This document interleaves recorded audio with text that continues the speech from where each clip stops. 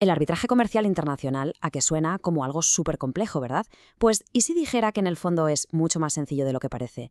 Hoy vamos a desentrañarlo con una historia muy simple, para que se vea cómo los mismos principios que solucionan una pelea en una granja son los que sostienen acuerdos de millones y millones de euros por todo el mundo. Venga, vamos al lío. Imaginemos una granja. Y en esa granja tenemos a dos protagonistas, Margarita, la vaca, y Ramón, el cerdo.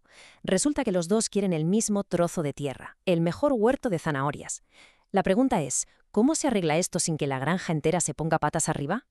A ver, cada uno tiene su punto de vista. Margarita dice, oye, que yo descanso aquí y mi estiércol es oro puro para estas zanahorias. Y por otro lado, Ramón argumenta, perdona, pero soy yo el que remueve la tierra y la airea para que todo crezca mejor. Los dos tienen razón, y los dos creen que el huerto es suyo. El peligro aquí, claro, es que se líe una buena y acaben no solo sin zanahorias, sino con la paz de la granja hecha un desastre.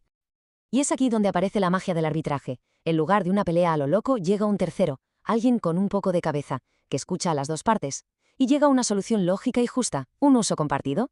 Margarita podrá abonar la tierra a ciertas horas, y Ramón podrá ararla en otras. Así se mantiene la buena relación, se evita el conflicto y, lo más importante, las zanahorias siguen creciendo. Y aquí viene la pregunta del millón. ¿Qué pasa cuando escalamos esto? Cuando la granja es en realidad el mercado global y esas zanahorias son contratos que valen una millonada. Pues el mecanismo es sorprendentemente parecido, pero claro, las consecuencias, esas ya son otra historia.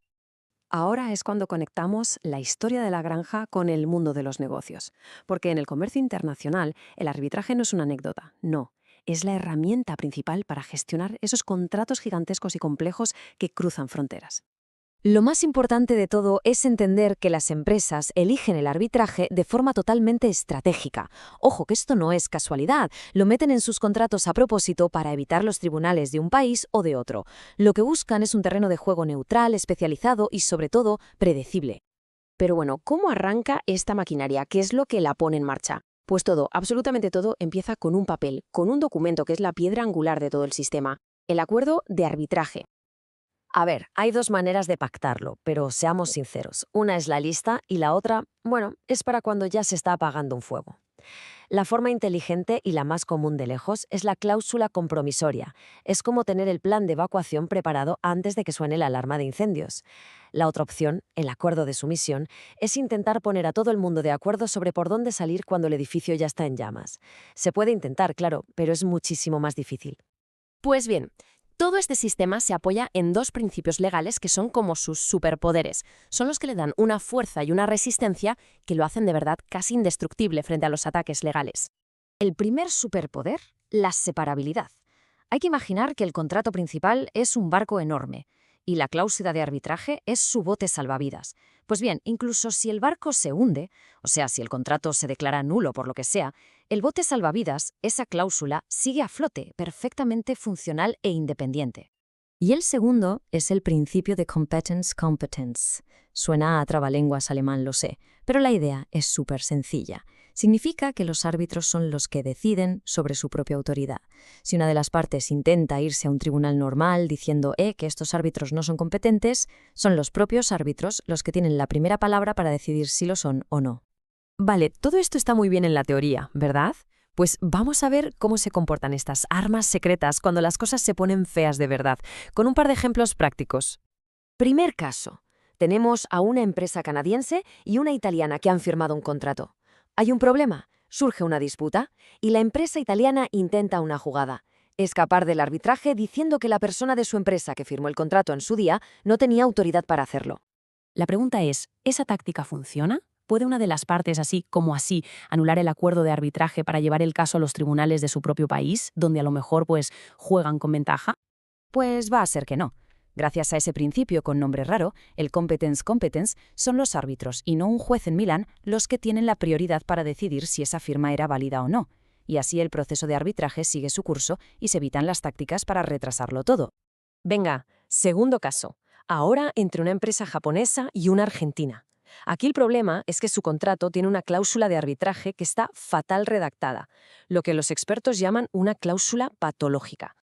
Es que la cláusula es un pequeño desastre. No dice qué reglas se usarán, ni qué institución lo llevará, ni dónde exactamente. Solo pone arbitraje en un país neutral.